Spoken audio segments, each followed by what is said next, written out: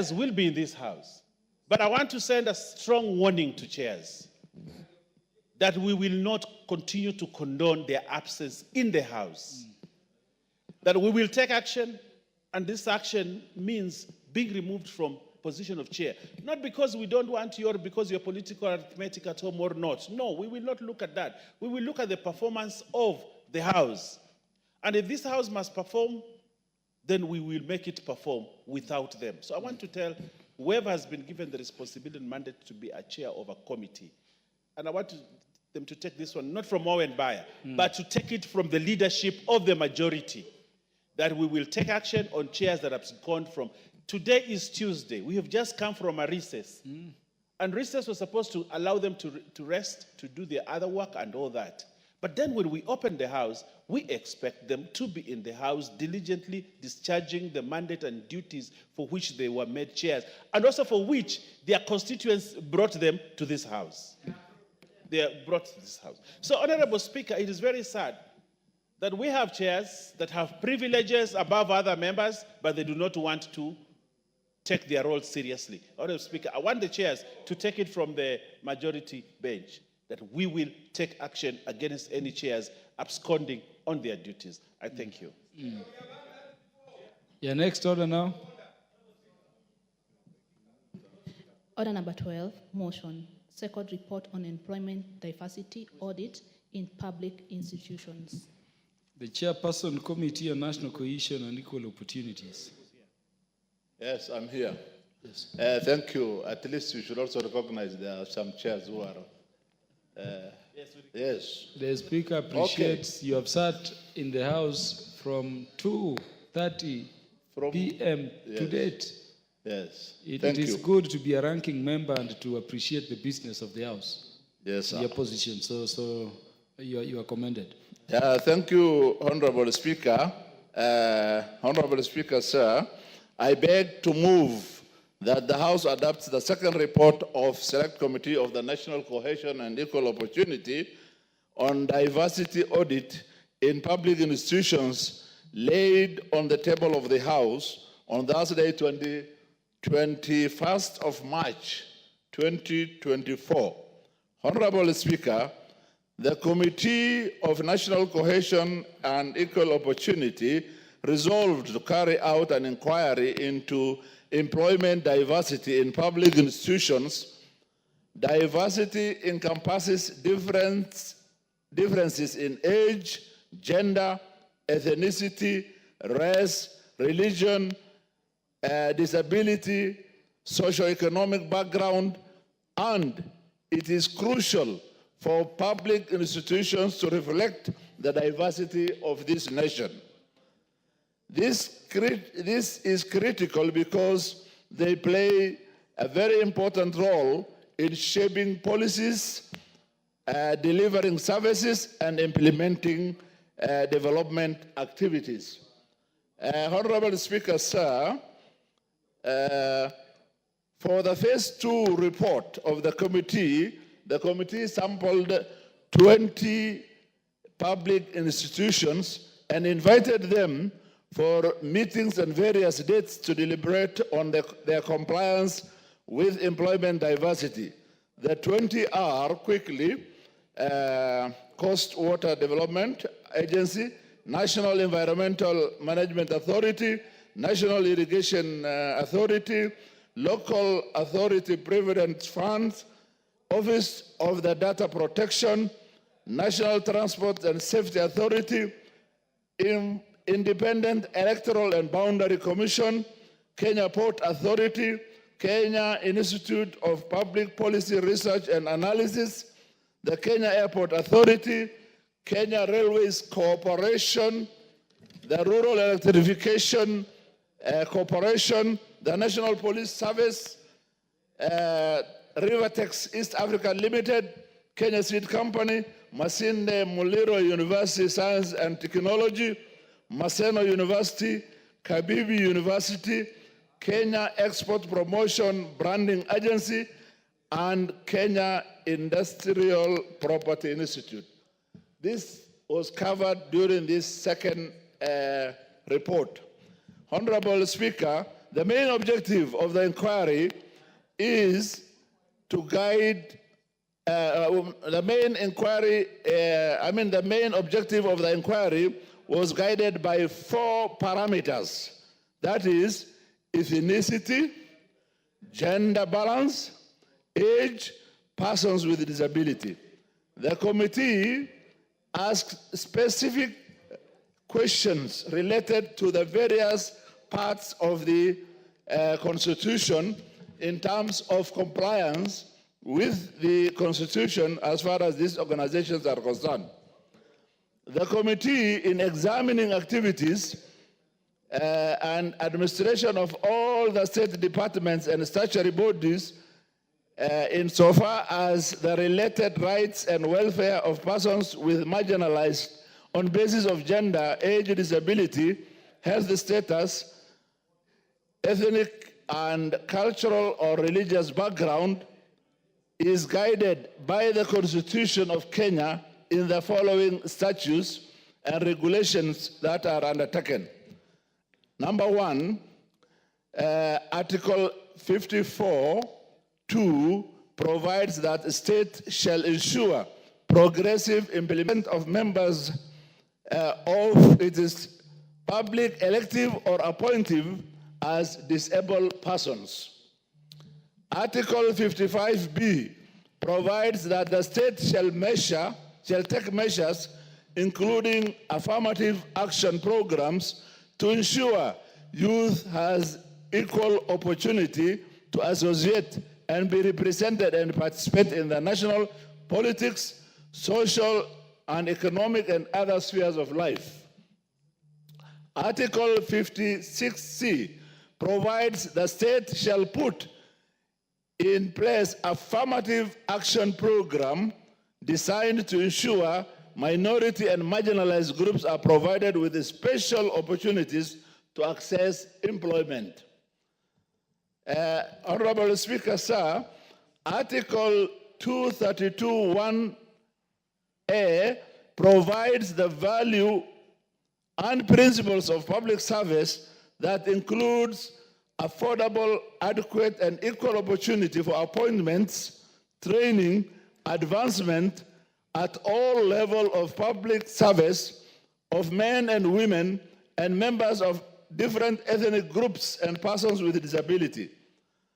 Honorable Speaker, the committee is further guided by Section 7 of the National Cohesion and Integration Act number 12 of 2008, which the committee is now looking at in terms of repealing that constitution to a new one. Honorable Speaker, looking at all this, if I start with ethnic communities representation, Mr. Speaker, in terms of ethnic community representation in public institutions, the committee noted the following. Kabibi University has the highest representation of one ethnic community. That is 76.2% Luya community. Kabibi University. Kibabi University, yes. 76.2% Luya community. 12 institutions have been dominated by the Kikuyu community, and they include the National Environmental Management Authority, the National Irrigation Authority, Office of the Data Protection, the National Transport and Safety Authority, Independent Electoral Commission, the Kenya Institute of Public Policy and Research Analysis, the Kenya Airport Authority, the Kenya Railways Corporation, Rural Electrification and Renewable Energy, the National Police Service Commission, Kenya Export Promotion and Branding Agency, and Kenya Industrial Property Institute. Those 12 institutions are dominated by the Kikuyu community. I'll give you. 3 institutions, namely the Local Authority Provident Fund, River Tax, East Africa, and Kenya Seed, is dominated by the Kalenjin community. 2 institutions, namely the Coast Water Development Agency and the Kenya Port Authority, is dominated by the Mijikenda communities. 2 institutions, namely Musinde Muliro Science and Technology, and the one I've already said, are dominated by the Luo communities. Maseno University is dominated by the Luo communities. So looking at the compliance with the 2/3 gender rule, the committee noted that out of the 20 institutions, 17 have adhered to the 2/3 rules. We congratulate the 17. The 17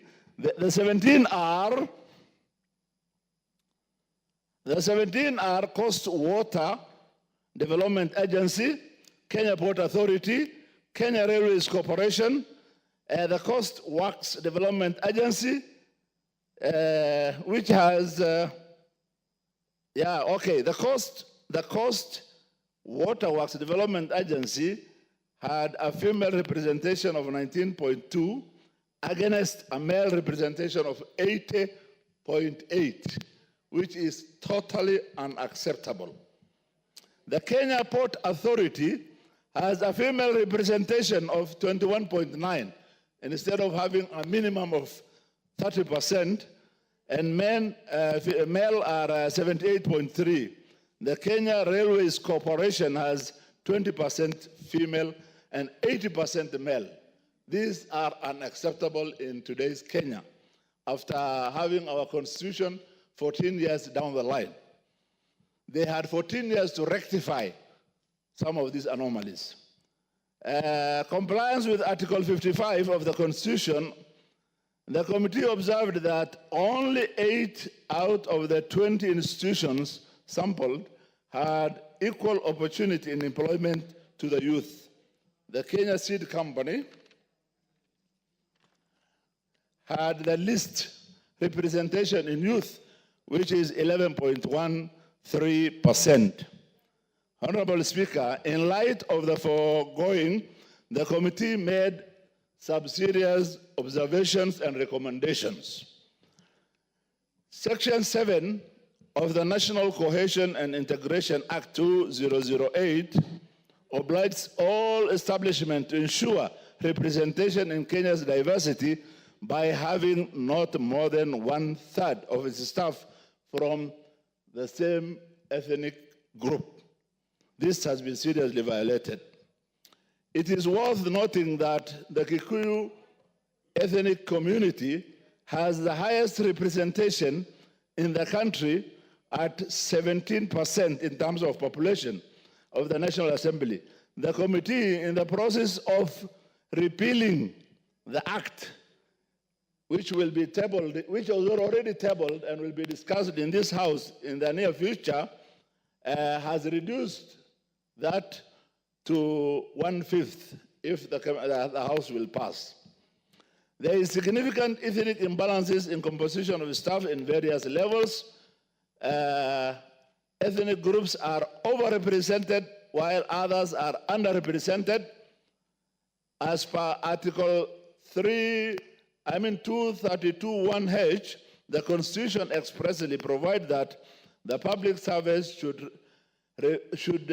should be representative of Kenyan communities, which is not as at by now.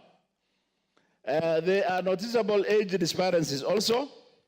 Also, when it comes to board members, although the employment of board members or the selection of board members is different from normal staff, the board members of public institutions are not recruited in the same manner as the employees and are mostly nominees or representatives of various interest groups. And however, it is worth noting that the composition of the board members is from the highly represented communities in the country, and there is usually very little diversity within the board members in terms of both ethnic representation and in terms of gender balancing. The findings of the audit report demonstrate the historical injustices and lack of cohesion in Kenya is a major issue in addressing inequality in the civil service and requires strong political will, commitment, and demand for recognition of Kenya as a nation as far as important issues in terms of employment is concerned. The recommendation is that within 6 months of adopting this report, the Public Service Commission and the National Cohesion and Integration Commission implement comprehensive diversity and inclusion policies with clear objectives and action plans and accountability measures, and submit annual report on the same to monitor its progress. The National Gender and Equality Commission should cooperate with the public institutions to enhance women's representation, particularly in leadership roles. The National Youth Council should promote youth engagement in decision-making by creating opportunity, providing training, and establishing mentorship programs. The Public Service Commission should enforce policies ensuring diversity representation in public institutions board and adhering to constitutional requirement. Honorable Speaker, this report sheds light on critical issues of employment diversity in our public institutions. By fostering an inclusive and diverse workforce, the public institutions can help to address needs of citizens, contribute positive and social change, and ensure more equitable future for all. Let us all work together to make this vision a reality. As a committee, we look forward to more legislative actions to assist in this cause. Finally, Honorable Speaker, having noted the proceedings of the National Cohesion and Equal Opportunity Committee on Employment Diversity and Audit in Public Institutions, I beg to move and urge the House to adopt. And I now request Honorable Toroitich to second.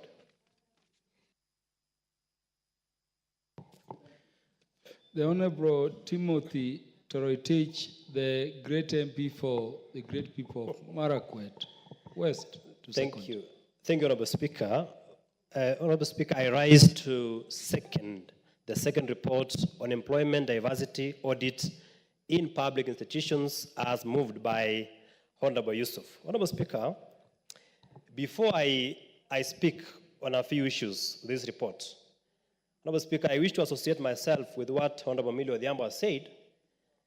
The reason why I'm seconding this report, Honorable Speaker, is because there is no member of the committee who is before the floor of this House to support the chair of the committee to prosecute or to second this report. Honorable Speaker, it is unfortunate. The minority whip, did you hear Honorable Timothy Toroitich?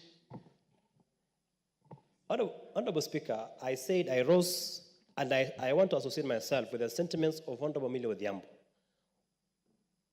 who say that the chairpersons of this House must be here. Honorable Speaker, I was chosen to support or to second this report, and I'm not a member of this committee. I've just been pointed because there was no one from the committee to second the report. Honorable Speaker, the other time, when we were impeaching the Deputy President of the Republic of Kenya, this House was full. Honorable Speaker, this report is a fundamental report that speaks to issues of regional balancing in employment, issues of ethnicity in this country, Honorable Speaker, that we must be able to deal with as a house with finality. Honorable Speaker, I have read the Constitution and I've read this report. Honorable Adan, what Honorable Timothy is saying is very serious. Who are your committee members?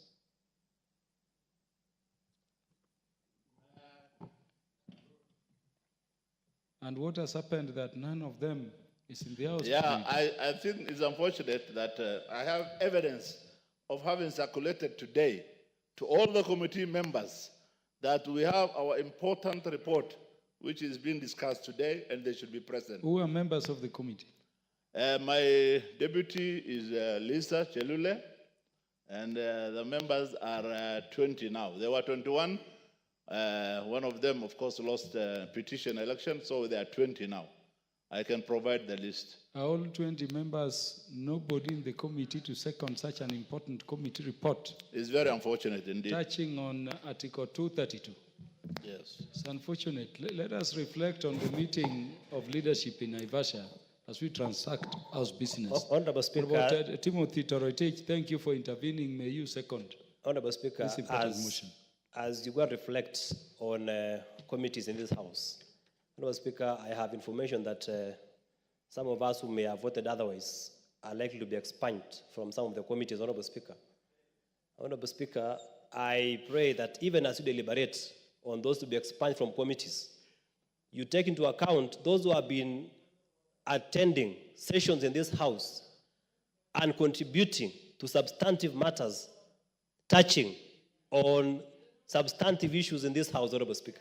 Honorable Speaker, be that as it may, I wish to speak, and as I second this report, Honorable Speaker, if you read the Constitution of this country in its entirety, the word regional, or the words regional and ethnic, and ethnicity have been used from the preamble to the very end. Honorable Speaker, the word regional as used in the Constitution and ethnicity is not a mere decoration. Honorable Speaker, Honorable Yusuf, moving the report, has clearly pointed out that in one of the report, one agency, the National Police Service, is constituted of majorly of one ethnic community. Honorable Speaker, if you read that against Article 246(4) of the Constitution says, the composition of the National Police Service shall reflect the regional and ethnic diversity of the people of Kenya. Honorable Speaker, whereas the report tells us that one community almost constitutes a major percentage of the National Police Service Commission. Honorable Speaker, that is against the Constitution. Honorable Speaker, if you read further, Article 130, sub-article 2, it says, the composition of the National Executive shall reflect the regional and ethnic diversity of the people of Kenya. Honorable Speaker, this is a fundamental provision in the Constitution of this Republic. And therefore, as a House, we must sit down and look at this report in its entirety, have members look at it, and we make decisions that are for the best interest of the regions of this country and for the ethnic communities in this country. Honorable Speaker, Article 4, it talks early that it shall take into account the national values and principles that the composition of these commissions and offices taken as a whole shall reflect the regional and ethnic diversity of the unfair, Honorable Speaker, that we have certain offices